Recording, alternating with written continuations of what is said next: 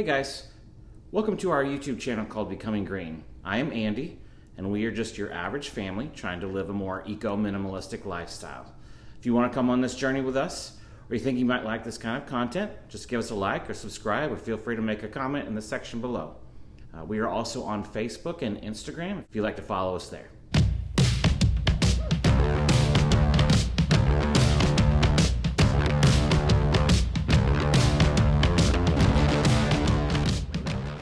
Today I want to talk about how minimalism is changing our lives. By no means are we a finished product or do we have everything right. This is actually still a process that we are going through. But we've already seen the benefits of living this kind of lifestyle and what it's meant for me personally and what it's meant for our family. So I thought I'd just share some of that with you and hopefully you might get something out of it. So I didn't wake up one day and just decide, hey, I want to be a minimalist. It did not happen that way, I promise you. It was definitely more of a process that started during COVID. Much like a lot of people, COVID was very difficult. Lots of job changes during COVID, including mine. I had a 25-year career in music that got killed. Weren't sure what was going to be happening, how long it was going to take. Lots of questions that we had to ask ourselves. So it was very difficult not knowing what was going on, right? So we, financially, we just weren't sure. So we were looking at, hey, do we need to sell our house? Is it something that drastic? And if we did, what would we do? Where would we move? Funny enough, we started watching some HGTV shows and things about tiny houses and whatnot. That would be a great idea. We could pretty much sell our house and whatever we made from it, we could pay cash for a tiny home and then live somewhere. And so that was, those are the kind of questions we were asking during that time. And so minimalism really wasn't a thing for us. It was more about, okay, how do we live? What do we need to do if things get really bad? So the tiny home idea really kind of took off for us. And obviously going from a 5-bedroom home to like a 400 square foot tiny home was not realistic based on what we had. And so we looked at ones that we would actually buy or build. The thought was also, where do we put it? And then we thought, well, shoot, do we even need to live in the U.S.? And so we started looking at other countries and how other countries live and what do other people do. The whole House Hunter International shows we would watch. We kind of came to the conclusion a lot of those people were moving to places that were much smaller than what we get here in the U.S. The idea of living more minimalistic, right, and getting rid of all of our stuff just became more of a reality and maybe even a necessity if we were going to do a tiny home or if we were going to live overseas and work remote.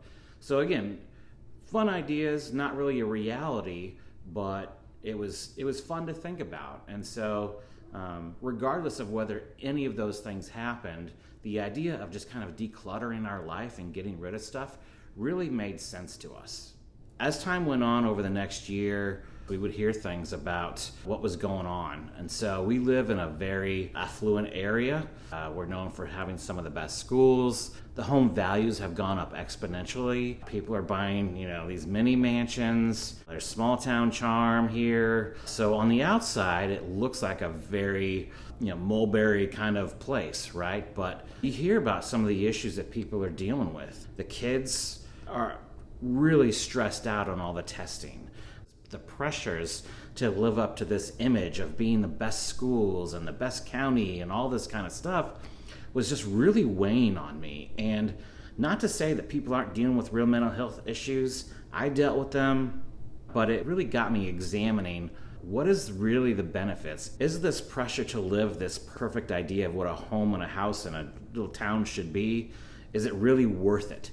And so those are the kind of questions that I was asking. So when we were looking at some YouTube videos and about other countries, I came across this one vlogger in the Philippines, and it really struck me as interesting. It was a guy that had lived in the U.S., loves to travel, and he ended up in the Philippines for about a month. And he came across these kids just playing in the street with a can. And the kids, you could see their faces. They were just so incredibly happy and content with just playing in the street. There was no Xboxes, there was no iPhones, there was none of the stuff that we think that brings people joy. They had hardly anything, and they were just so content and happy with what they had. and it just resonated with me. People are content and happier with less than what I have. How can I be happier and content with less? It's not something that normal people, I guess, think about, especially in, our American consumerist lifestyle, right? We think more is better. All the commercials are just like, here, you are less than if you don't have the next thing. And so why couldn't I be happier by having less? And so that was just another question for me that I had to answer. So as I heard more about minimalism and just what that means, it was really about intentionality.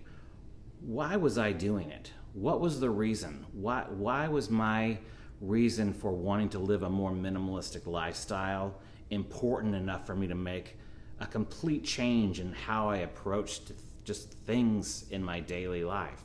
I had to really find out what's important. And so as I did, I really became more mindful of my choices in general. Again, it was really about discovering why I was doing this. And so once I kind of figured that out, I kind of came to the conclusion that more stuff just meant more stress for me.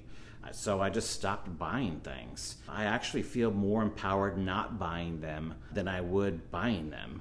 It was a strange feeling, and I didn't really notice it until just one day I said no to something, and I was just like, wow, that was relatively easy for me to say. So I don't feel like I'm less than if I don't have those other things in my life. I can have those other things, but they don't define who I am anymore. Minimalism is better for our finances. And when I went through the career change of what I used to do compared to what I'm doing now, I've almost replaced my income with my current job, but I'm actually netting more at the end of the year than I was when I was making more, because I'm just not going out and buying things that used to make me feel like I needed to live up to somebody else's expectations. So being content with who I am, I don't feel a need to go buy stuff. And so I've actually just left more money in my pocket. In fact, I've actually been increasing my 401k, so I'm reinvesting in myself. Everybody's talking about the rise in inflation, and while I'm aware of it, it hasn't really affected us. Again, we're not going out and buying things like we used to, and so it haven't really seen the effects of inflation being a big hindrance on us. There's a couple things that I do when I'm about to purchase something. So one, do I really need it, and why do I need it? Is this something that's just kind of an instant gratification thing, or is this something that I really need that will improve my life in some way? Do I have a place for it? If I have to create a place for something, I probably don't need it. 3, does it have multiple uses? Is there something else that this item can be used for that it isn't advertised for? Can I get more out of it than what it was intended for? And 4, is this something that I can get at Goodwill, or a garage sale, or even maybe borrow from a neighbor? There was an instance over the summer. Our youngest daughter was going into 6th grade, and she was going to have a combination locker for the first time. And so I just posted on our little community Facebook page. I said, hey, does anybody have a combination locker they could let us borrow? And sure enough, our neighbor said, hey, I've got one you can borrow. And so obviously those combination lockers are probably like $1 or $2, but I didn't want to spend the money if I didn't have to. I didn't want to buy something just to throw it away in a week. There was no need for us to go buy something when we really didn't need to. Listen, I know that some of this may be very difficult for some people. American consumerism is ingrained in us. Some people just shop for the hobby, right? Just to hang out with friends and they go shopping. Some people struggle with depression and some mental health issues and feel like that instant gratification of buying something kind of gives them another day. And I get that. I totally do. But I promise you that feeling will go away. That instant gratification of buying something and then doing whatever with it will go away probably quicker than you'll get your credit card bill for it. So I would say this: find out your why. That why has to be bigger than your reason to get the next thing. For whatever reason, it's going to evolve like it did for me. Hopefully it's not going to take a job loss and a pandemic for you to make a change, but maybe by watching me, just a normal guy, making these steps, it won't be as difficult for you as it was for me. That being said, I would love to hear your why. If you are already into minimalism or wanting to do something like this, please comment below. I would love to hear some of your stories. So that being said, I hope this has inspired you a little bit, and we'll chat soon. See ya.